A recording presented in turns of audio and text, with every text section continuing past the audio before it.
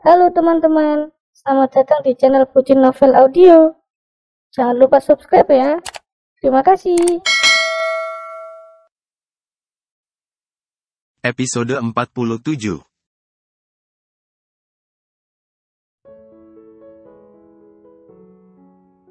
Kalandra langsung mesem, kemudian tatapannya teralih ke sebelahnya. Di sana, Aidan masih lelap tanpa mau diselimuti, masnya juga masih anteng. Kompak pengertian soalnya mereka tahu, mamahnya lagi enggak bisa tenang. Alhamdulillah, sekarang aku beneran dikelilingi orang yang sangat pengertian, Mas. Kemarin saja Mamah Kalsum sampai bilang, dikasih 3 cucu lagi sekaligus, Mamah kuat sanggup urus.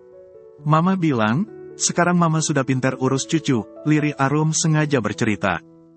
Sumpah, ya, si Mama jadi sombong banget, Kalandra tidak bisa untuk tidak tertawa, tapi ya sengaja menahannya karena di sana Aidan masih lelap. Arum mesem, tapi jujur, aku sayang banget ke Mamah Kalsum, Mas.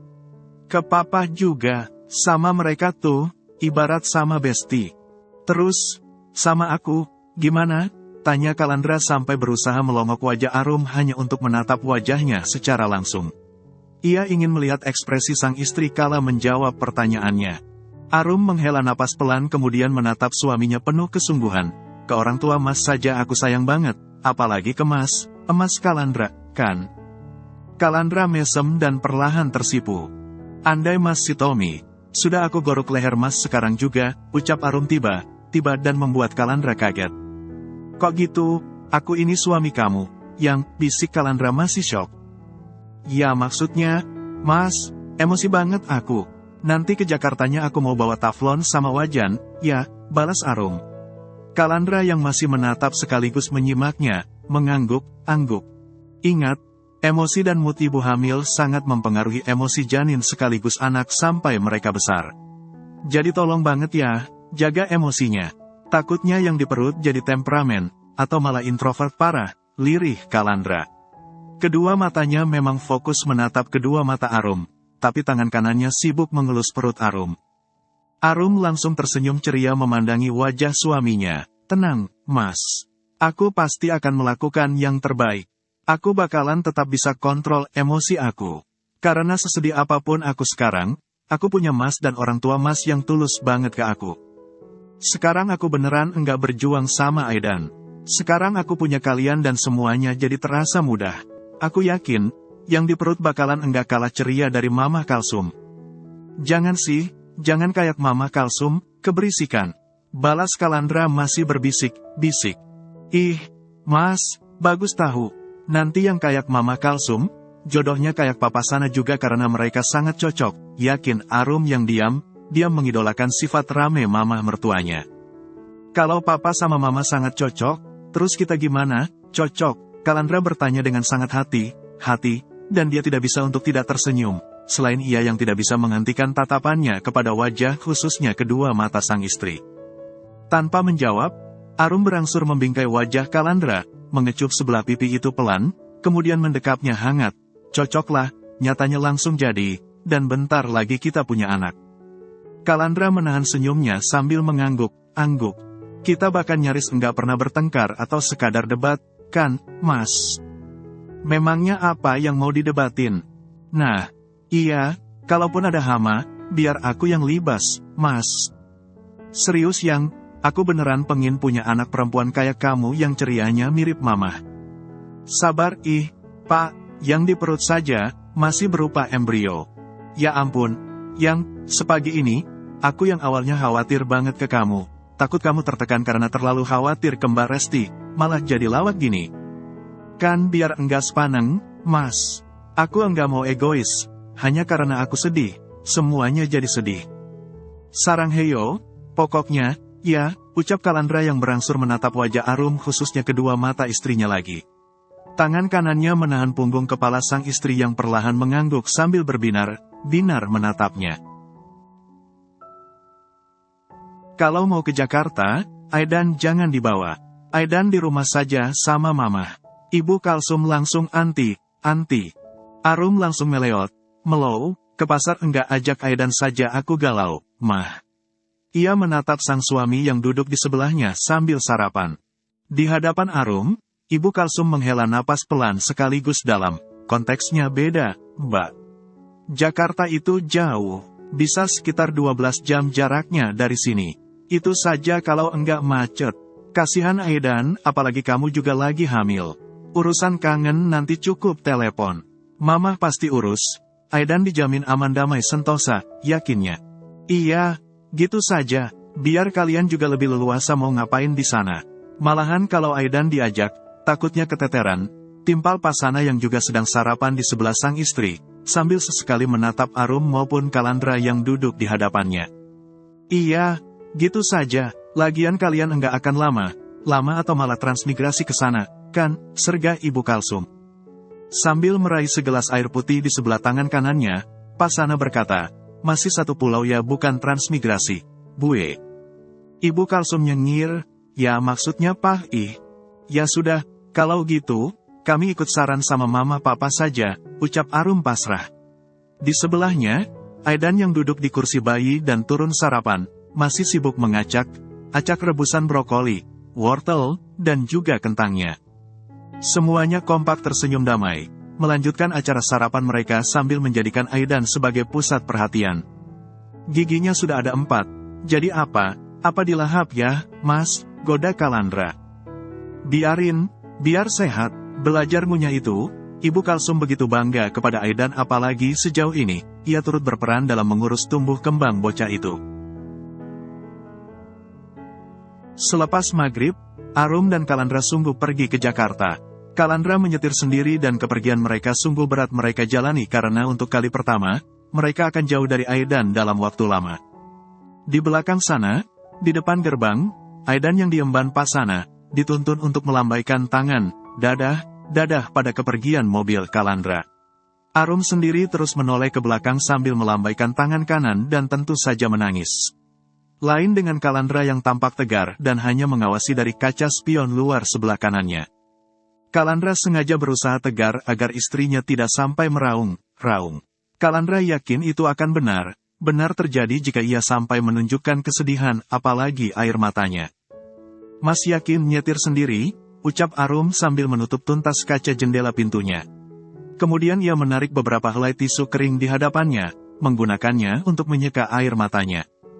Iya, nyetir sendiri apalagi kalau perjalanan jauh, bikin aku jauh merasa aman, balas Kalandra sambil meraih gelas kopi kemudian meminumnya.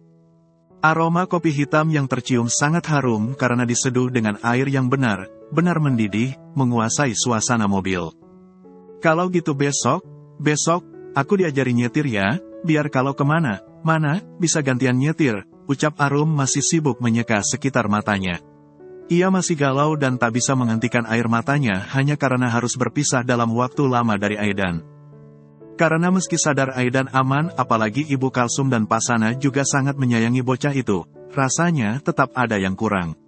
Ibarat dikatakan, hati Arum akan selalu krenyes di setiap ia jauh dari buah hatinya, apalagi waktu yang tidak sebentar. Kalandra langsung mesem kemudian menatap istrinya, memangnya mama hafal jalan? Itu tinggal dengerin GPS, kan, belok kanan, belok kiri, lurus apa masuk ke pertigaan, balas Arun dengan polosnya. Kalandra langsung menahan senyumnya. Ia berangsur meletakkan gelas kopinya ke tempatnya. Sementara tangan kiri yang baru meletakkan kopi itu meraih punggung kepala Arum. Belok kanan, belok kiri, ada pertigaan tabrak. Ih mah, ikut GPS kadang juga disesatin. Ibaratnya ya, kalau kita belas enggak tahu jalannya, mau ke depan saja kita puterin. Nyasarlah kita. Tapi kan, aku cerdas, Mas. Gampang hafal. Balas Arum yakinnya. Jawaban polos dari sang istri teramat menghibur seorang Kalandra, mau mobil. Arum yang masih menyeka air mata langsung terdiam sejenak, sebelum akhirnya ia menatap serius Kalandra, Mas mau beliin. Kalandra nyengir, kalau sayang mau, nanti aku beliin, yakinnya. Ya sudah Mas, beliin saja, nanti aku belajar nyetir, kalau enggak bisa, pas aku nyetir, yang lain suruh minggir. Yakin Arum. Kalandra tidak bisa untuk tidak tertawa. Ih, kok Mas malah ketawa, protes Arum. Kalau yang lain suruh minggir, mereka lewat mana, yang? Ya lewat jalan lah, Mas. Tapi aku dulu buat keselamatan bersama. Menghela napas pelan, Kalandra mengangguk, nanti kalau sudah lahiran, aku beliin mobil. Kalau sekarang, kamu kan lagi hamil. Was-was kalau kamu nyetir. Ya yang lain suruh minggir mas, yakin Arum. Ya enggak mungkin mau, nanti yang ada mereka ngamuk. Padahal jalanan ini kan punya nenek moyangku, mas. Nenek moyang bersama, yang yakin Kalandra dan Arum malah tertawa. Kamu ya, biar enggak sepaneng, mas. Yang Arum tahu, Kalandra belum sampai memberikan video kiriman Resti kepada Tuan Mahesa, sebab suaminya itu tidak mau salah langkah. Apalagi berurusan dengan orang penting sekelas Tuan Mahesa sangat sensitif, ditambah hal yang akan mereka ungkap juga benar sensitif. Mas, aku boleh minta kopinya? Lirik Arum sambil melirik penuh arti kepada sang suami. Kalandra yang baru kembali menyeruput kopinya, langsung menoleh, membuatnya menatap sang istri. Dilihat dari ekspresinya, Arum tampak sangat ingin minum kopi. Namun Kalandra tidak lupa, kafein dianjurkan untuk dikurangi untuk wanita hamil maupun menyusui. Masalahnya jika sampai dilarang, Kalandra yakin yang ada istrinya nangis karena akhir ini saja, Arum jadi sensitif. Boleh, tapi dikit saja. Enggak boleh banyak kan. Kalandra memberikan gelas kopinya. Arum langsung tersenyum ceria menerimanya. Alasan kopi bisa bikin kita lebih melek itu gimana ceritanya, sih, mas? Ia menyeruput kopinya sambil melirik Kalandra yang ia tunggu jawabannya. Suaminya itu masih fokus mengemudi. Ceritanya gini, dari zaman dahulu, ada yang namanya kafein. Nah kafein ini merupakan senyawa alkaloid santina, bentuknya kristal dan rasanya pahit. Ini ibarat obat perangsang psikoaktif dan diuretik ringan yang menstimulasi kerja jantung sekaligus meningkatkan produksi urin. Kafein ini juga bikin otak jadi lebih fresh, makanya jadi menghambat rasa ngantuk juga, cerita Kalandra. Lah masa, tapi ini kok aku tetap ngantuk, mas, serga Arum memotong dongeng dari sang suami. Kalandra langsung kicep, berarti level ngantukmu kamu sudah tinggi banget, yang. Dan kayaknya bawaan hormon sama takdir juga. Arum tertawa, merasa gemas kepada suaminya, takdirnya dibawa. Ya sudah, tidur, ucap Kalandra. Nanti mas, aku mau nemenin mas biar mas enggak ngantuk. Sampai titik darah penghabisan pokoknya, yakin Arum. Ia menaruh gelas kopinya dan segera meraih sederet bekal makanan di tempat duduk belakang. Mas mau rujak, tawar Arum. Setelah selesai makan ini itu, bukannya bisa melek, Arum malah benar tidur karena kekenyangan. Kalandra yang ditinggal melek sendirian menjadi sibuk menertawakan kelakuan istrinya. Ya Allah, yang, kok kamu jadi selucu ini, heboh makan sambil ngobrol, ujungnya tidur, ujar Kalandra. Tangan kirinya sibuk membenarkan selimut yang menyelimuti tubuh sang istri. Perjalanan ke Jakarta yang juga menjadi perjalanan jauh pertama mereka, terasa sangat menyenangkan lantaran Arum yang tetap mengantuk dan berusaha menemani sang suami, pada akhirnya tetap tepar setelah kekenyangan. Ini kayaknya ngidamnya lagi pindah ke aku biar mas bisa fokus nyetir, ya, keluh Arum dan Kalandra hanya menertawakannya. Mas, nanti kita langsung ke kontrakan Mbak Resti, apa ke rumah Pak Mahesa? Tanya Arum. Ke kontrakan Resti dulu, terus siangnya baru ketemuan sama Tuan Mahesa. Aku janjiannya di jam makan siang. Kalandra menepikan laju mobilnya. Mereka sedang mengambil waktu untuk istirahat di salah satu rest area sekitar Purwakarta. Ke toilet yuk, sekalian bawa sabun. Aku mau mandi biar enggak ngantuk, ucap Kalandra. Arum menggeleng tegas, menolak ajakan Kalandra, mas tetap harus tidur, 2 atau 3 jam. Setelah itu, kita baru lanjut perjalanan. Buat keamanan bersama, kalau mau ke toilet ayo karena aku pun pengin pipis. Abis ini, mas tidur dulu. Tidur di belakang biar bisa selonjoran. Ini aku beneran marah kalau mas sampai nolak. Kalandra mesem sambil mengangguk, ayo turun ke toilet dulu. Dan setelah itu, Kalandra sungguh tidur di tempat duduk belakang di pangkuan Arum. Kali ini Kalandra yang benar tidur, sementara Arum yang melek kembali sibuk makan. Nah, ini ngidamnya udah pindah ke bapaknya lagi, batin Arum tersipu memandangi wajah Kalandra yang masih terpejam damai di pangkuannya. Sudah 2 hari ini, Mbak Resti maupun Mas Tommy, belum ada yang pulang.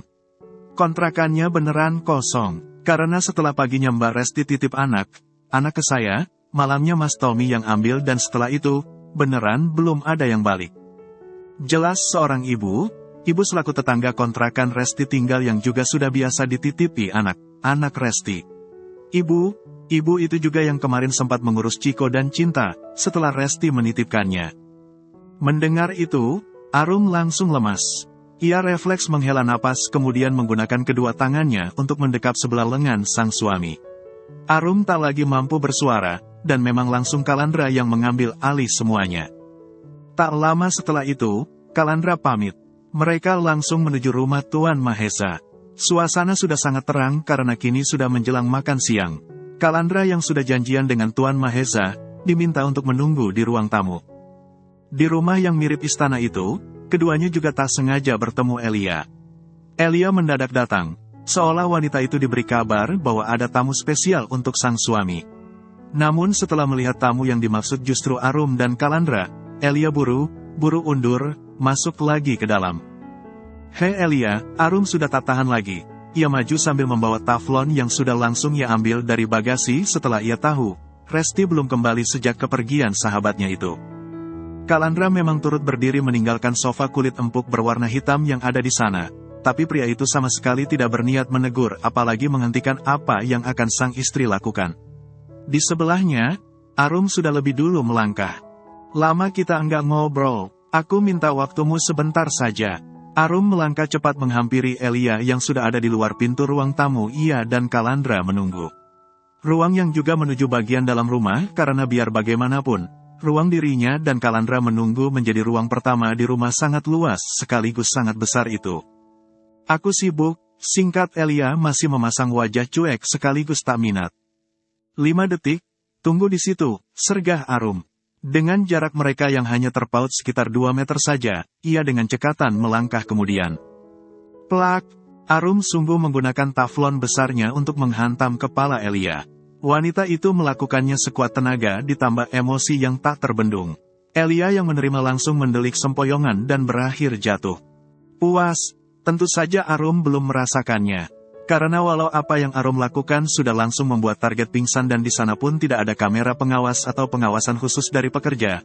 Bagi Arum apa yang Elia dapatkan belum ada apanya dari yang Resti alami dan itu karena Elia. Elia masih sangat layak mendapat ganjaran lebih. Malahan Arum yakin, nasib Elia akan jauh lebih tragis dari keluarga Angga. Satu hantaman saja langsung pingsan. Supaya itu memang kamu, makanya kamu hanya bisa dapat sisa. Jadi selingkuhan bahkan istri suami orang itu ibarat dapat sisa, kan? Kesal Arum sengaja berucap lirih. Aku doakan, arwah kamu enggak akan pernah diterima di kehidupan mendatang. Kalaupun iya, kamu hanya bisa kembali hidup jadi binatang yang paling menjijikan, lirih Arum masih misuh. Sayang sini duduk, sebelum ada yang melihat kamu. Sabar adalah emas, sayang. Sebentar lagi, tolong bersabarlah. Sebentar lagi kita pasti bertemu Tuan Mahesa, yakin Kalandra. Baru saja, seorang pekerja datang dan membuat wanita muda itu menemukan Elia. Untung Arum baru duduk anteng di sebelah sang suami. Arum pura akan keluar untuk meminta bantuan satpam yang berjaga di depan. Nah itu, kami baru mau cari bantuan, soalnya tuh orang tiba jatuh, kejang, tapi kami enggak berani apalagi kalau sampai pegang. Ucap Arum sengaja berbohong demi cari aman. Si wanita tadi buru mengangguk kemudian undur dengan dalih akan mencari bantuan. Detik itu juga Arum melirik Kalandra dan mereka menjadi bertatapan karena di waktu yang sama, Kalandra juga menatapnya. Tak ada yang patut dicurigai karena selain tidak ada CCTV, di sana juga tidak ada saksi. Walaupun Kalandra melihatnya, tak mungkin pria itu jujur karena selain sangat mencintai sekaligus mendukung Arum, Kalandra juga sudah sangat kesal kepada Elia. Seorang wanita dan seorang pria datang diboyong wanita tadi. Ketiganya langsung bekerja sama mengamankan Elia, membawanya masuk ke dalam. Sedangkan yang dilakukan Arum dan Kalandra, keduanya kompak pura memantau dari jarak lebih dekat. 2 jam menunggu, Tuan Mahesa tak kunjung datang bahkan sekadar memberi kabar. Baik Kalandra apalagi Arum menjadi makin tidak sabar. Kita lacak sinyal HP Resti, dan kita langsung cari, usul Kalandra. Arum yang duduk di sebelah Kalandra, mengangguk setuju, iya, Mas. Gitu saja, lacak sambil tunggu Tuan Mahesa datang. Mas, Arum menjadi merasa memiliki harapan. Harapan untuk menemukan Resti bagaimanapun keadaan sahabatnya itu. Namun jika boleh meminta, Arum berharap Resti akan baik saja apalagi kedua anak wanita yang pernah berjasa untuknya itu masih balita. Setelah dilakukan penelusuran, Kalandra menemukan sinyal HP Resti ada di sekitar puncak. Jarak tempuh ke sana bisa memakan waktu sekitar 2-3 jam. Kita pergi dari sini, kita buat janji saja.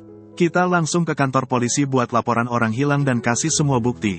Lirih Kalandra apalagi hilangnya Resti sudah bisa dibuat untuk laporan. Arum langsung setuju, tentu saja. Semua rencana Kalandra langsung mereka lakukan. Melaporkannya ke polisi dengan bukti yang mereka miliki. Kemudian bersama 2 orang polisi, keduanya menuju lokasi sinyal HP Resti terdeteksi dan polisi duga ada di sekitar jurang sekitar puncak. Sudah mau malam, hujan juga, lirih Kalandra yang masih mengemudi dengan hati mengikuti 2 orang polisi yang memakai mobil. Ia melirik Arum yang sedari keluar dari kantor polisi menjadi makin murung. Sayang, lirih Kalandra. Arum yang memakai jaket Kalandra walau ia sudah memakai sweater, menatap Kalandra sambil berlinang air mata. Aku lagi kirim doa, Mas. Soalnya aku yakin, Mbak Resti sudah enggak ada. Itu jurang, Mas. Wanita jatuh dari jurang, bisa apa? Hati Arum hancur sehancur-hancurnya. Tak bisa ia bayangkan jika dirinya ada di posisi Resti. Sudah dikhianati, dibunuh, dan harus berpisah untuk lamanya dengan kedua buah hatinya yang masih balita. Kasusku masih untung, Angga orang biasa dan buktinya mencolok. Nah, Mbak Resti, dia ngelawan orang berada, Mas. Tadi saja, rumah Tuan Mahesa mirip rumah warga 1 RT. Rumah Tuan Mahesa 1000 kali lipat lebih bagus dari rumah Mas yang sudah wah di mataku maupun orang rumah. Arum menatap serius Kalandra. Ia membahas sederet kemungkinan yang terjadi jika kasus Resti diungkap, termasuk itu fakta Tuan Mahesa yang bisa jadi menutupnya karena biar bagaimanapun, perselingkuhan yang Elia lakukan dengan Tommy ibarat aib. Bagaimana jika Tuan Mahesa memilih enggak ambil pusing, menutupnya dan parahnya, malah menuntut balik, diwa itu jelas Elia bahas, Tuan Mahesa ada kelainan yang bikin dia susah punya keturunan. Ini aib, kan, Mas, Tuan Mahesa bisa jadi enggak mau ini diungkap. Gimana kalau itu sampai terjadi dan otomatis, Resti enggak dapat keadilan? Arum terus berbicara panjang lebar. Jika itu sampai terjadi, kita yang maju. Aku yang akan urus dan kita viralkan kasus ini, yakin Kalandra yang kemudian menggenggam tangan kanan Arum. Percaya kepadaku, enggak ada yang bisa melawan hukum sosial bahkan harta dan kekuasaan seseorang sekalipun. Kamu wajib yakin, jangan pesimis apalagi pasrah apalagi menyerah dulu, lanjut Kalandra. Arum langsung mengangguk kemudian buru menyeka air matanya menggunakan tangan kirinya yang bebas. Iya, Mas maaf. Ya ampun kenapa aku enggak kepikiran ke situ, ya, ucapnya yang kemudian mengingatkan Kalandra untuk lebih fokus mengemudi apalagi di depan mereka banyak mobil yang terparkir di pinggir jalan bahkan seolah ada keramaian yang akan menghambat perjalanan mereka. Ini sudah dekat banget, yang lokasinya, Mas, apa mereka juga lagi cari? Ya, Mas, bentar deh, Mas, coba kita cari juga. Ini kebetulan, apa mereka lagi cari korban lain? Mas, itu ada kantong jenazah digotong dari bawah sana kayaknya memang habis diambil dari bawah. Arum heboh membuat Kalandra yang menyikapi dengan tenang walau pria itu juga tak kalah penasaran dari sang istri, berangsur menepikan mobilnya. Kalandra menepikan mobilnya di depan mobil paling depan. Ia langsung memutari mobil bagian depan dan bermaksud membukakan pintu mobil untuk sang istri, tapi Arum sudah lebih dulu melakukannya. Namun tentu saja mengingat hujan di sana masih berlangsung bahkan makin deras, Kalandra sengaja membopong Arum ketika wanita itu turun dari mobil. Kalandra melakukannya lantaran takut istrinya yang tengah hamil muda, sampai jatuh. Tentunya, ia langsung mengambil payung di bagasi untuk memayungi mereka. Bersambung dulu ya teman-teman.